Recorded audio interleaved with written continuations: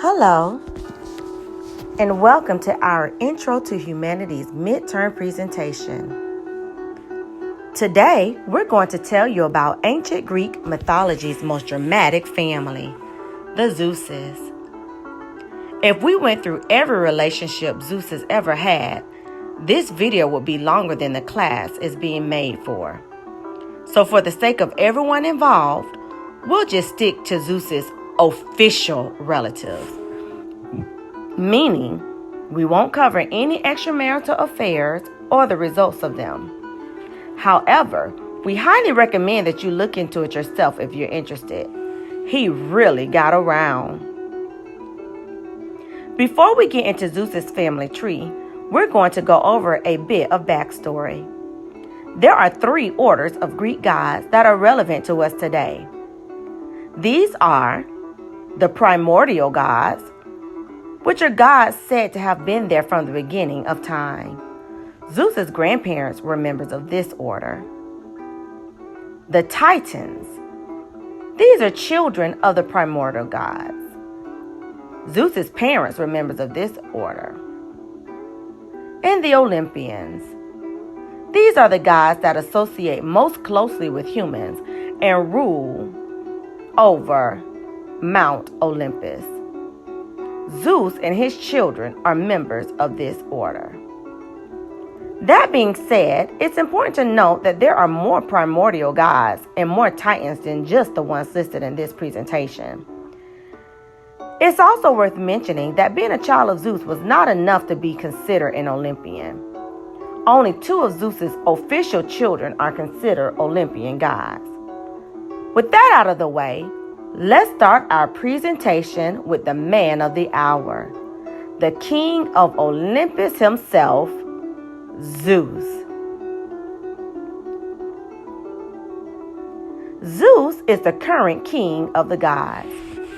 He is the god of the sky, weather, law and order, and destiny. Though he is the youngest of his siblings, he is sometimes considered the oldest because he had to free his siblings from their father's stomach. The method he used depends on the version of the story being told, but generally, he either cut open their father's stomach or used a tonic given to him by the goddess Metis. Perhaps the most well-known of the gods, he has been featured in numerous pieces of media, including Disney's Hercules. Despite his depiction there, Zeus was often volatile and petty, as his involvement with mortals left plenty of demigods running around on Earth. The most famous of his illegitimate children is, predictably, Heracles. However, many of Zeus's other children were full gods in their own right, including Athena, Apollo, Artemis, Aphrodite, Hermes, and Dionysus. The grandparents. Zeus's grandparents, as we saw in the introduction, are primordial gods. This means that they were the first to be born of the void of chaos. They had several siblings, including the first gods of the sea in the underworld, which would later be taken over by Zeus's siblings. As an aside, Zeus's grandparents also gave birth to the Cyclopses. We recommend reading Homer's Odyssey if you'd like to see the most famous of them, Polyphemus, in action. That being said, let's get into who each of Zeus's grandparents were. Gaia. Gaia was Zeus's grandmother. She is responsible for the lives of every other god, including Zeus's grandfather. Gaia was goddess of the earth, and she birthed the Titans, the giants, and the primordial sea gods. She is the first of many women in Greek mythology to be considered mainly an antagonist. She rebelled against her husband by saving Cronus, sided with Zeus when he later overthrew Cronus, and attempted to overthrow Zeus herself by sending several monsters to kill him. Needless to say, these attempts failed. Uranus. Uranus was Zeus's grandfather. He was the first god of the sky, as well as being a primordial god. Uranus imprisoned Gaia's youngest children in Tartarus, deep within Earth, where they caused pain to Gaia. She shaped a great flint-bladed sickle and asked her sons to castrate Uranus. Only Cronus, youngest and most ambitious of the Titans, was willing. He ambushed his father and castrated him, casting the severed testicles into the sea. The parents. Now let's talk about Zeus's parents. They were part of the order of the Titans. While the Titans are mostly considered to be the second generation of gods in Greek mythology, this order does contain several of the second generation's descendants. This group contains the first 12 of Rhea and Uranus's children. And these 12 were the gods included in the first Greek pantheon. Now let's get into Zeus's parents. Cronus. Cronus was Zeus's father as well as the god of time. He was king of the Titans after overthrowing his father at his mother's behest. He married his sister and had many children with her. However, having learned that one of his offspring was fated to overthrow him in the same way he had Uranus, Cronus swallowed each baby as it was born. Only their youngest, Zeus, survived through a trick of Rhea's. However, Zeus later went on to free his siblings from his father's belly, and they went on to overthrow him, just as he had feared. Rhea. On that note, Rhea was both the mother of Zeus and known specifically as the mother of gods. She and her brother Cronus had many children, but Cronus swallowed all of them as they were born. Rhea eventually grew too sick and heartbroken of this to take any more of it. She managed to save their youngest child, Zeus, by feeding Cronus a stone wrapped in infant's clothing. She then arranged for Zeus to be raised in secret, with help from her mother, Gaia. The siblings. Third, we're getting into Zeus's siblings. These were the first of the Olympians. They were named this because they resided on Mount Olympus. The Olympians are generally considered to be the third and fourth generation of gods, though there are exceptions to this rule. Officially, there are 12 principal gods, and they comprise the current Greek pantheon. But there are many other gods that reside on Olympus, and thus are also Olympians. They overthrew the Titans through a 10-year-long war of the gods, in which Zeus eventually won power from his father Cronus, with the help of his siblings and his grandmother. It is worth noting that while Hades is Zeus's brother and helped to win this war, he is often not considered an Olympian because of how far the underworld is from Mount Olympus. That being said, let's learn about Zeus's siblings. Hestia. The first of Zeus's siblings is Hestia. She was the goddess of hearth and home. She was the last of his siblings to be freed from their father's belly, making her both the oldest sibling and the youngest. She did not have a temple of her own, but could be worshipped at any temple, regardless of the god it belonged to. She is often described as kind, patient, and non-confrontational. It was customary to leave an offering to Hestia in every home, and she was beloved by families. Demeter. Zeus's second sister is Demeter, the goddess of agriculture, fertility, sacred law, and the harvest.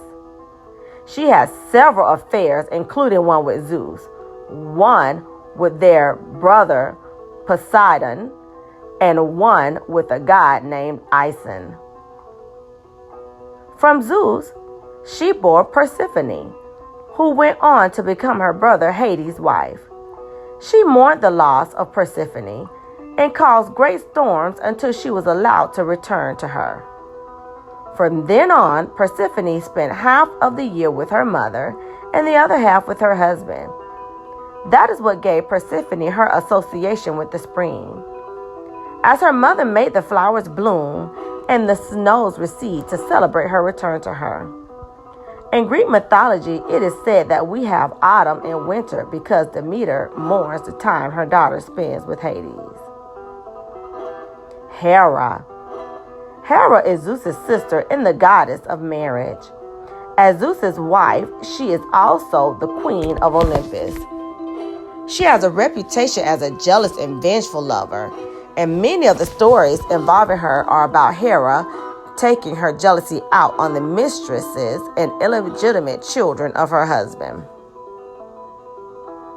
She especially hated Heracles, Zeus's favorite bastard, and she raised a storm to try to drive him off course and kill him, among many other murder attempts.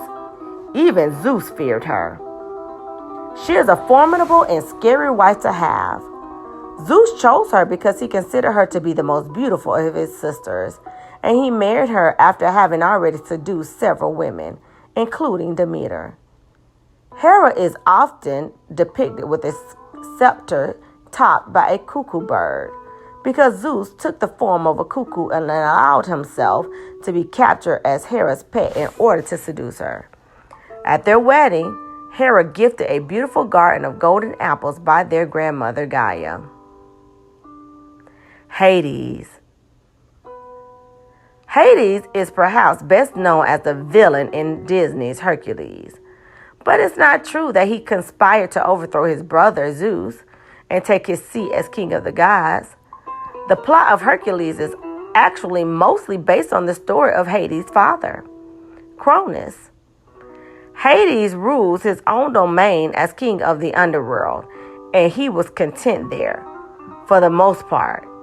He is also known as a god of wealth and riches. Interestingly, offerings to Hades were not left on an altar like many of the others. Instead, they were done in a dip in the stone to bring them closer to the underworld. Hades asked his brother to give him one of his daughters as a bride, and Zeus advised him to kidnap Demeter's daughter, Persephone. Together, they split the ground beneath her feet while Persephone was frolicking on earth, and she fell to the underworld below. There, Hades forced Persephone to marry him, and she was persuaded to eat 4 pomegranate seeds, which doomed her to return to him for 4 months of every year. Poseidon. Poseidon is Zeus's other brother. He is the god of the sea, earthquakes, drought, and of all things horses. Like the rest of Zeus's siblings, Poseidon was swallowed by their father and later freed by Zeus. He helped to defeat the Titans and took over as king of the sea. Poseidon was known to be nearly as prolific as Zeus, seducing many human women and nymphs in the form of flowing water or an animal. He even forced himself on his sister Demeter in the form of a horse, while she was searching for her daughter Persephone. He is known as the god of horses because he created them during a competition with Athena for dominion over Athens. However, his gift was ultimately not enough to win him the city, and so Poseidon caused a great drought in his rage. It seems that temper tantrums are common in this family tree. The children. Now we're in the home stretch. It's time to talk about Zeus's children, the rest of the Olympians. Though every god here counts as an Olympian, the only members of the Olympic pantheon we will be discussing today are Ares and Hephaestus.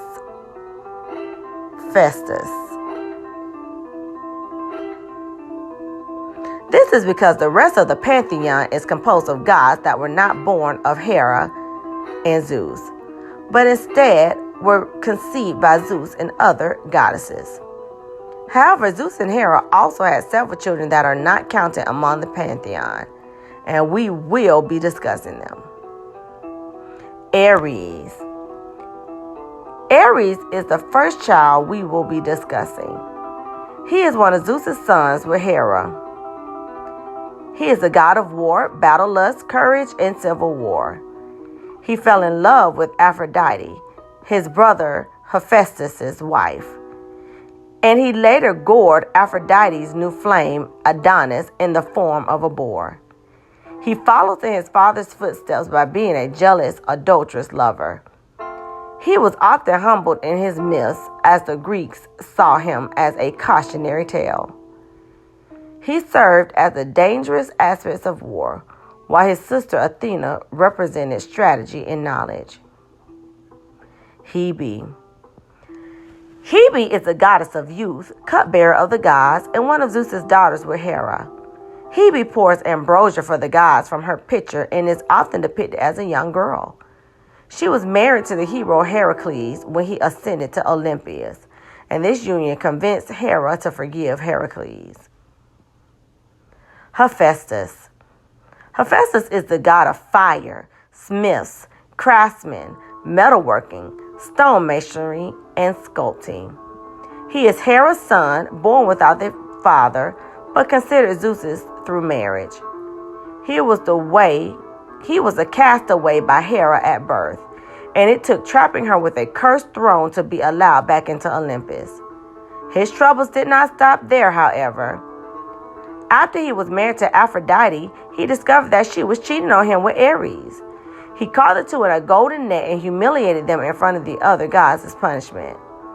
He was also cast off of Mount Olympus by Zeus when he tried to save his mother, Hera, after Zeus had strung her up by a golden chain for her hand in trying to kill some of his illegitimate children.